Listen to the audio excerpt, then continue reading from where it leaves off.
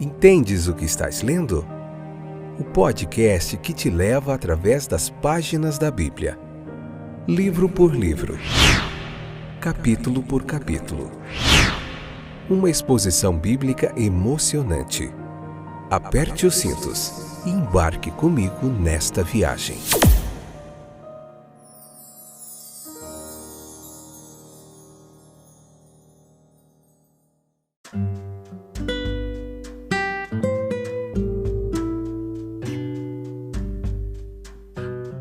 Olá, meus queridos e queridas que sempre nos acompanham aí através do podcast Entendes o que estás lendo?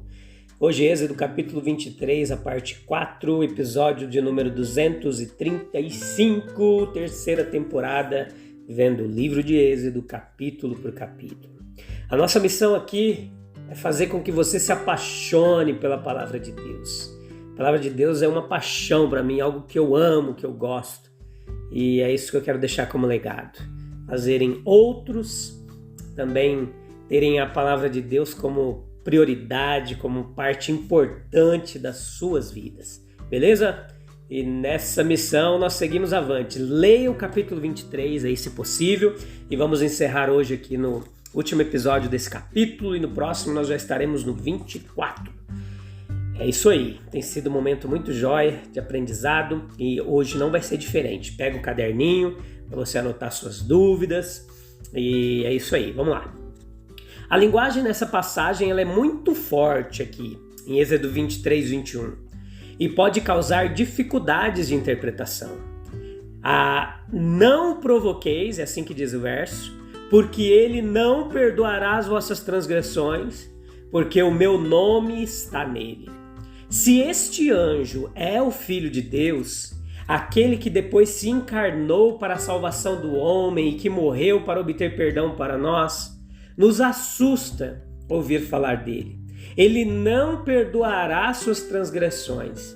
Quando pensamos também no que o nome de Deus importa, na revelação subsequente feita dele, de que o Senhor Deus é misericordioso, longânimo, abundante em bondade e verdade, e que guarda misericórdia para milhares, e perdoa iniquidade, transgressão e pecado, etc. Surpreende-nos saber que este anjo aqui do texto, em quem o nome de Deus está, não perdoará o pecado de Israel. Então veja comigo que a história também ela pode ser pensada, às vezes, para criar dificuldade. E, na verdade, continuamente sendo perdoados, pois eles, aquele povo de cerviz dura, como eram, eles não poderiam ter permanecido um dia em sua aliança se a misericórdia de Deus não tivesse sido constantemente estendida a eles, sobre eles.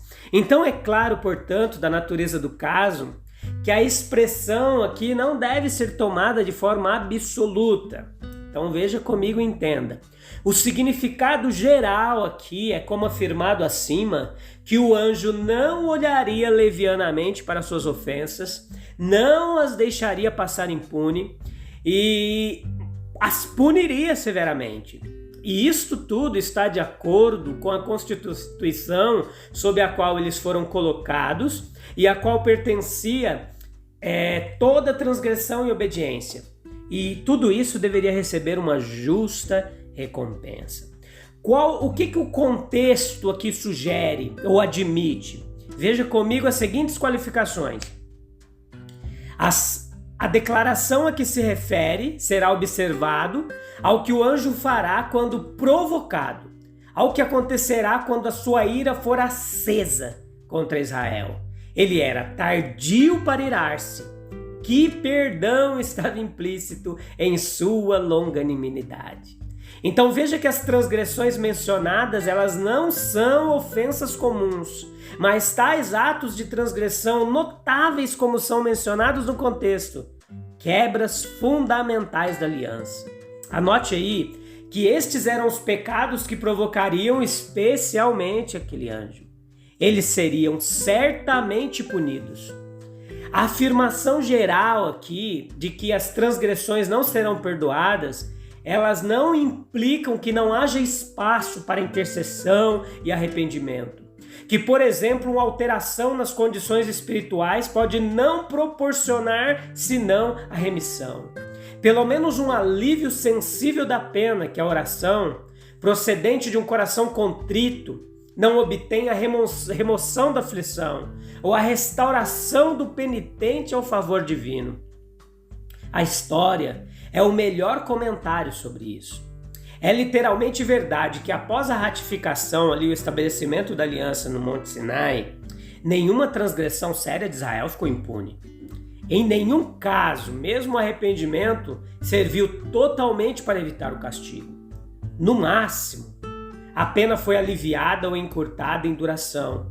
Assim, por ocasião do pecado do bezerro de ouro, a fervorosa intercessão de Moisés, ela serviu para salvar o povo da destruição e obteve de Deus a promessa de que ele ainda iria com eles, mas não salvou os idólatras de serem feridos pela espada de Levi.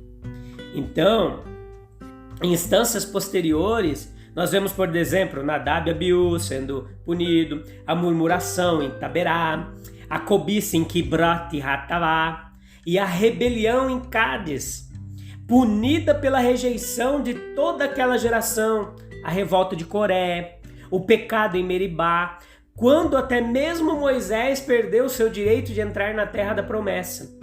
E uma murmuração posterior, quando o povo foi punido por serpentes ardentes, a idolatria e a fornicação de Baal-Peor também estão inseridos nesse contexto de punição. Essa severidade ela é ainda mais notável quando nós, meus amigos, se lembramos quão brandamente Deus tratou o povo antes da ratificação da aliança com Sinai. Todas as murmurações antes de chegarem ao Sinai, elas foram ignoradas ou meramente repreendidas. E todas as murmurações e rebeliões depois do Sinai, elas trazem castigo e morte. Nós traçamos o mesmo princípio de tratamento por toda a história do Antigo Testamento. Davi, por exemplo, é pessoalmente perdoado por seu pecado de adultério, mas a pena temporal não é abolida. Em 2 Samuel 12, ele é punido em uma ocasião posterior por numerar o povo e tem a escolha de 3 males. E isso apesar de seu sincero arrependimento, 2 Samuel 24. Assim diz a respeito de Manassés, que ele encheu Jerusalém de sangue inocente, que o Senhor não perdoaria, segundo Reis 24:4.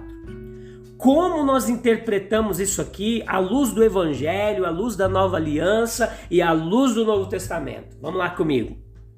O Evangelho, como convém à sua natureza, coloca em primeiro plano não a declaração de que Deus não perdoará o pecado, mas o anúncio dos termos em que ele perdoará. É uma declaração de misericórdia para aqueles que são vistos como já sob a ira. A lei ela cumpriu seu desígnio de convencer os homens do pecado. Os termos, no entanto, em que o Evangelho se propõe a conceder o perdão são de natureza a estabelecer plenamente a verdade subjacente a esse texto, que Deus, como um Deus de santidade, ele não inocentará o culpado. Essa verdade é a pressuposição do Evangelho. Anota isso aí, eu vou repetir. Essa verdade de que Deus não inocentaria o culpado é uma preposição do Evangelho. De onde vem a sua exigência de expiação? Porque o pecado não é simplesmente tolerado, não simplesmente deixado de lado como algo que admite um perdão incondicional. Em vista do fato de que o Evangelho recusa absolutamente o perdão a não ser com base no derramamento de sangue. Certamente, não pode ser acusado de menosprezar a culpa ou de ignorar as suas relações com a justiça. Deus permanece o Deus justo, mesmo enquanto Ele é o Salvador. Romanos 3:26. Dito isso de outra forma, é com base no princípio do texto que um evangelho é necessário. A ira de Deus se revela do céu contra toda impiedade e injustiça dos homens. Romanos 1:18. Não há apuração dos pecados aqui. O princípio em questão é o princípio geral da administração de Deus. Leia lá Romanos capítulo 2, versículo 6 ao 12, e você vai entender um pouquinho sobre o que é isso. Esta verdade, ela ainda se aplica em seu rigor àqueles que desobedecem ao Evangelho. Para estes não há perdão. Resta para eles apenas julgamento e indignação de fogo. Hebreus 10, 27.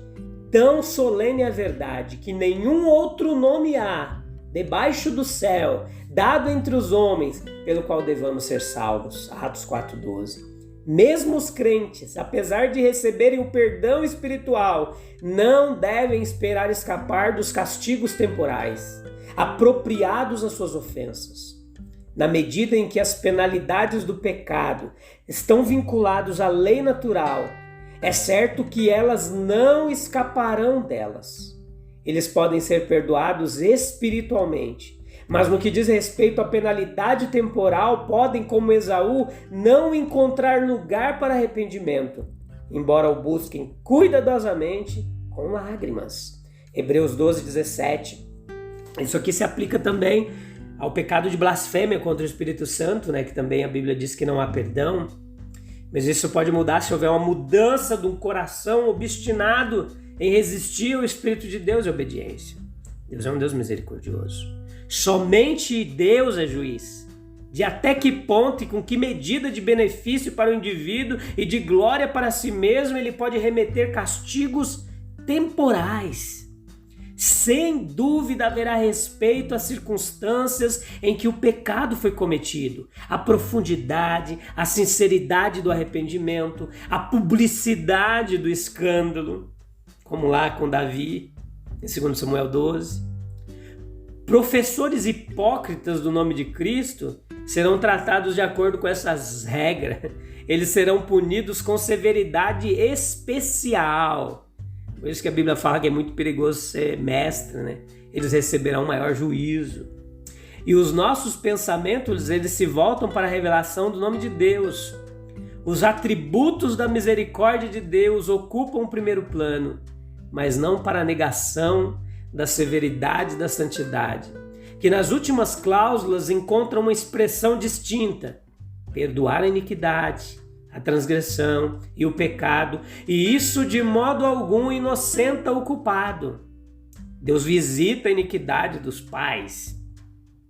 A misericórdia de Deus para com Israel, ela foi exibida de forma compatível com o que foi visto como significado do texto. Perceba comigo que em sua grande longanimidade, consegui, em suportar as suas provocações, ao desviar a ferocidade de sua ira, em resposta à fervorosa intercessão, ou quando foram mostrados sinais de arrependimento, ao limitar a medida de sua ira, seja trocando uma penalidade mais severa por uma mais leve ou encurtando o tempo de punição, como o Salmo 78, 38 nos fala.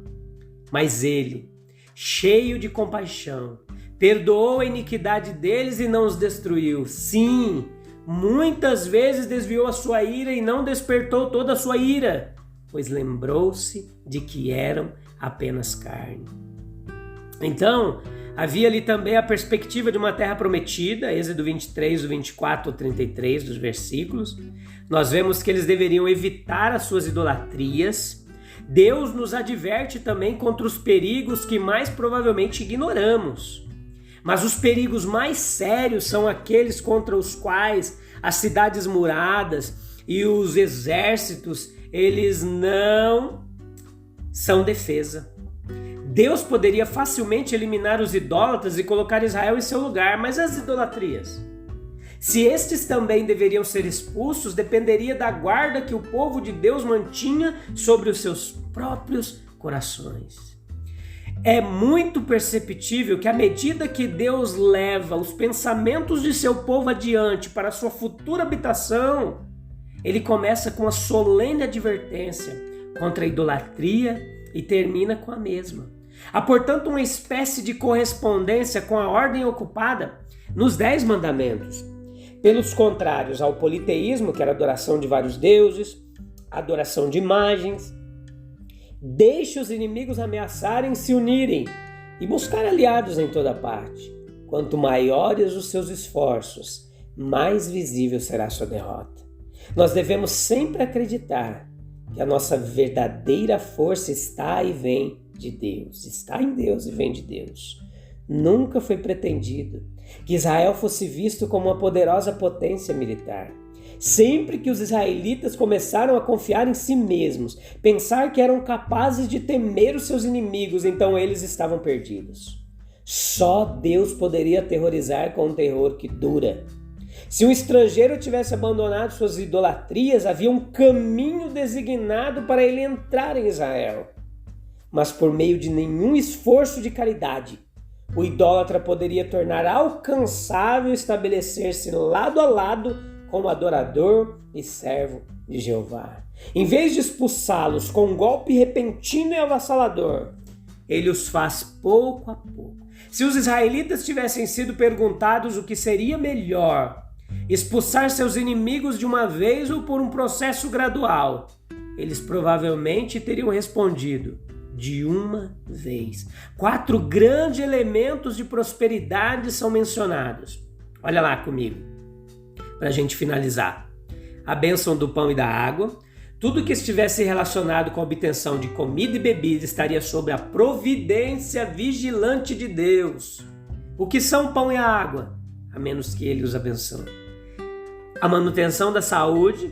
A doença é uma visão tão comum para nós e se apresenta em formas tão variadas, e ela está estritamente relacionada ao pecado. Em grande parte, essa saúde seria consequência da bênção do pão e da água, dando por eles assim abençoados alimentos abundantes e nutritivos. Alimentação e saúde estão relacionadas. A produtividade da vida animal também era uma promessa. Em um Israel perfeitamente obediente, não haveria abortos, nem úteros estéreis. Essa era a promessa. Foi só porque havia desobediência em Israel que clamores como os de Ana foram ouvidos. Beleza, meus queridos? A gente volta no próximo capítulo, onde nós continuaremos estudando o livro de Êxodo. No próximo episódio, tentando fazer essas conexões aí entre o Antigo Testamento e o Novo Testamento, algumas coisas que se aplicavam ali, outras que não se aplicam mais na Nova Aliança, e a gente vai tentando juntos entender tudo isso. Um abraço, se encontra em breve no próximo episódio. Deus abençoe sua vida, a minha, a nossa, não só hoje, mas para sempre. Deus abençoe. Bye, bye.